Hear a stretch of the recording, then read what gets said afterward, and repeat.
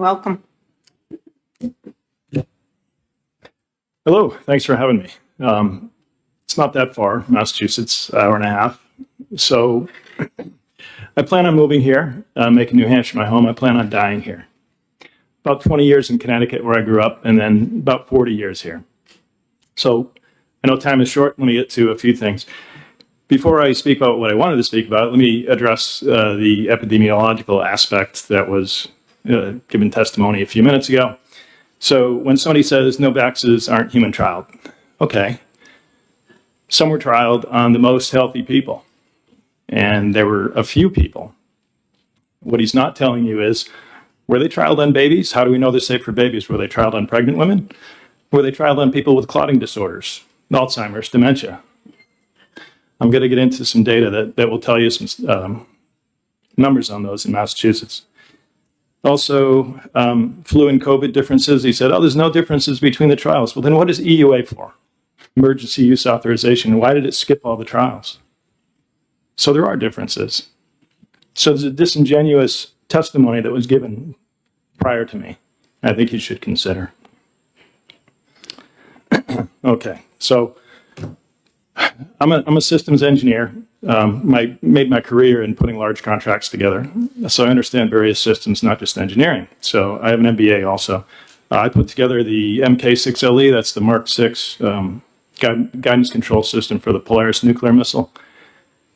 It's about $1 billion that came from that deal. I was told not to do it. I did it anyway. And they pulled together Raytheon, General Dynamics, Lockheed Martin, Northrop Grumman, Honeywell, and the prime contractor with whom I negotiated, Draper Laboratory in Cambridge, Mass. The reason why I can understand the statistical methods that are used is because I used to use it against people in winning contracts.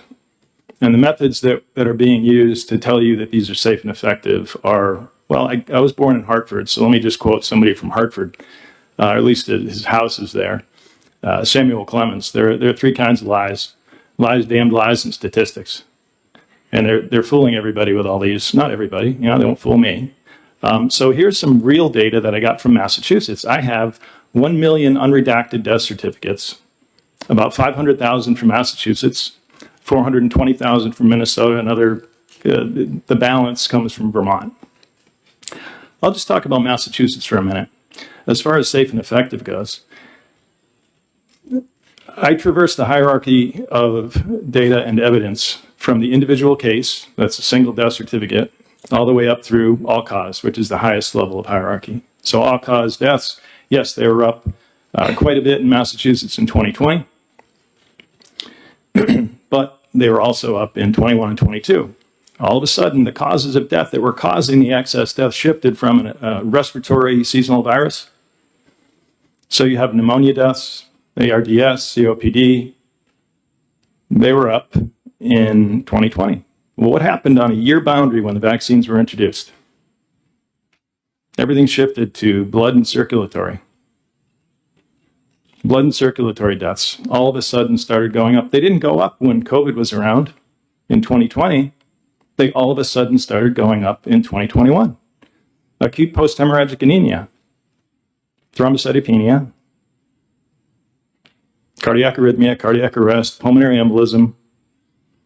And I can tell you about the individual cases. Cassidy Baraka from Groton, Massachusetts, was injected in January 13. There's a report written about her. She reacted in 5 minutes, vomited for 8 to 10 hours. Cassidy died on January 18, 4.5 days later. You know what it says on her death certificate from Massachusetts? Complications of coronavirus 19 viral infection, with no mention of the vaccine. Those are multiple federal felonies that the medical examiner, Stephen Schwartz, committed on her death certificate. A couple days ago, it was referred to the Attorney General of Massachusetts for criminal investigation. That's just one. Breonna McCarthy. Oh, Groton is right on the border of New Hampshire, by the way. So is Methuen. Breonna McCarthy. She reacted in hours with a headache. She went to the ER. They said, go home. You have a headache. It was so bad, she went to the ER again. They said, here's some Tylenol, go home. She didn't recognize her sister. So her family brought her in. She had intracranial pressure. They cut a hole in her head, did a craniotomy. That didn't work because the clots were all through her head. They kept her on life support for a while after she had had a seizure, paralyzed in half her body. And it's about 2.5 weeks before she died. And that was she was injected on March 30, 2021. And she died on, I think, April 15. This is the official date of death, but she was brain dead in a few days. I just talked to her father a few days ago. So you would think a stroke like that killed her would be rare. In fact, it says it in the summary that 6 doctors from the Harvard Medical College, Beth Israel Deaconess Medical Center wrote about her. That's in the Neurohospitalist Journal. The title of which is Fatal Post-COVID mRNA Vaccine-Associated Cerebral Ischemia. Translated to English means the vaccine killed her by stroke. Every paragraph in that report says the vaccine killed her by stroke. In fact, it says where thrombocytopenia is frequent. But in order to get published in a peer-reviewed journal, because the journals are all captured by pharma, you have to write in the conclusion that's extremely rare. They also wrote there are several reports of several vaccines, COVID vaccines, causing these clots. 2 weeks before Brianna was injected, Diane Dubois, 62 years old, died of acute intracranial pressure in the setting of thrombocytopenia. It says it in her death certificate, but it's not coded by the CDC. Because the CDC, they have a software called Transaction Acme. It automatically reads the death certificate, the English words, and converts it into codes. And the codes, they're international cause of death codes, ICD-10 codes. Those codes are the only way that the public knows what's going on, because that's how you track data. Nobody's reading all the words that are in the death certificates.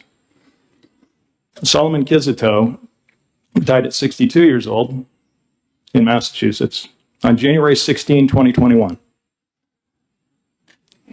Idiopathic bronchopneumonia in the setting of thrombocytopenia in a person vaccinated recently.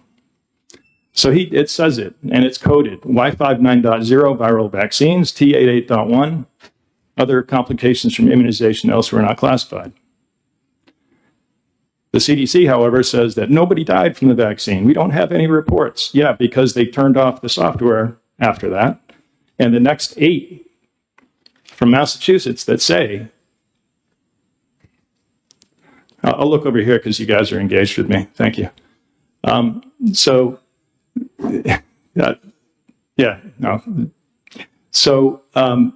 others are, let's see, reacted to the vaccine in 5 minutes, didn't make it out of the clinic, dropped dead from cardiac arrest. That was not coded by the CDC. This is felony federal fraud omission. And there's a number of 18 U.S.C. 1343, 241, 242, 1035, 1040, I could go on.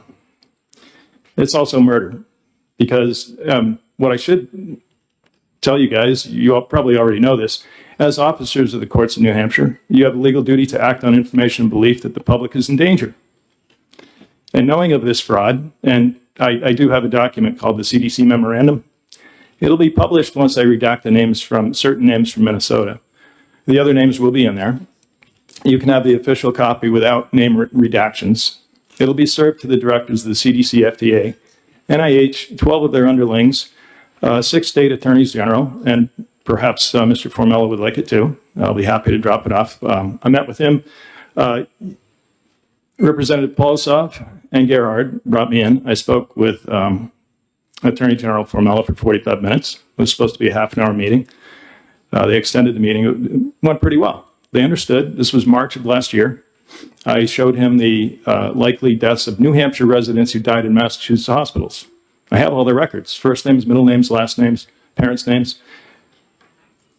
When somebody from the state says this is safe and effective, oh no, he didn't say that. He danced around the question, I forgot. He wouldn't answer your direct question with a yes or no.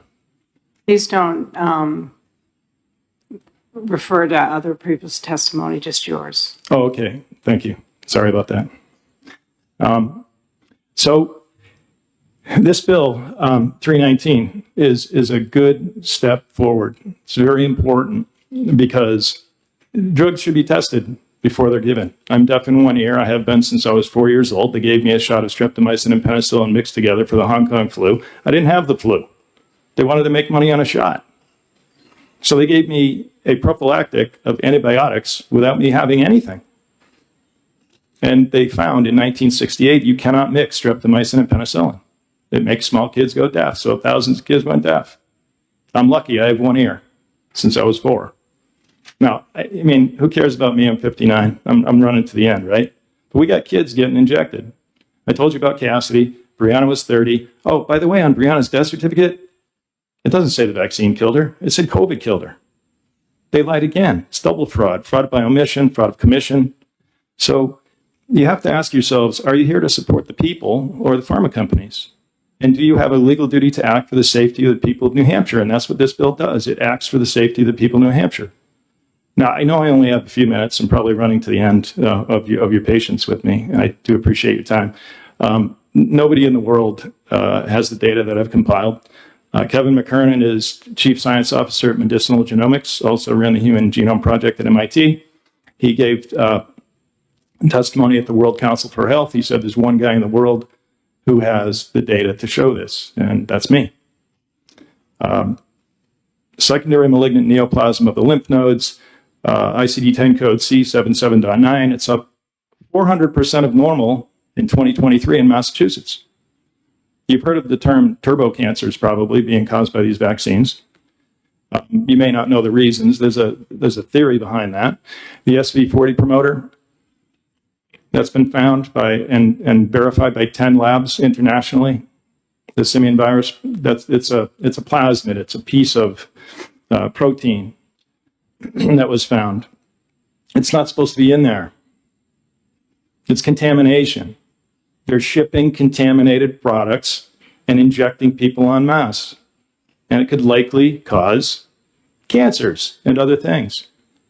I mean, I can tell you the whole blood system is dysregulated from hematopoietic cells, which lead to the creation of every type of, thrombus.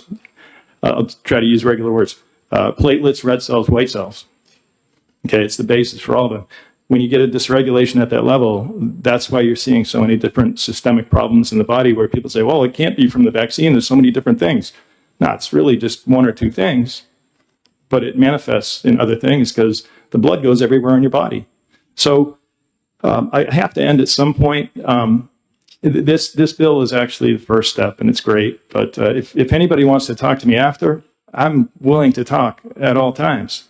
And I have talked for 4 hours straight. If you type my name into the Rumble search bar, 70 videos will come up.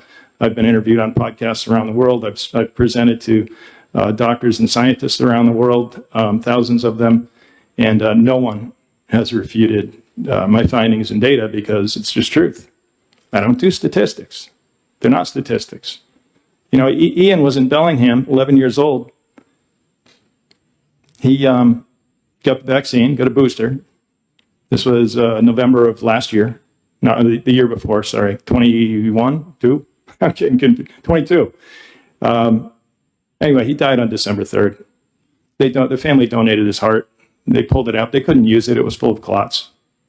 To not care about an 11-year-old child and to listen to testimony like that and just not pay attention, it kind of blows my mind that people can do that. So thank you for your time. Thank you. And any questions? Any questions from the committee? Seeing none? Not at this time. Thank you. Thank you. We only have 2 speakers left.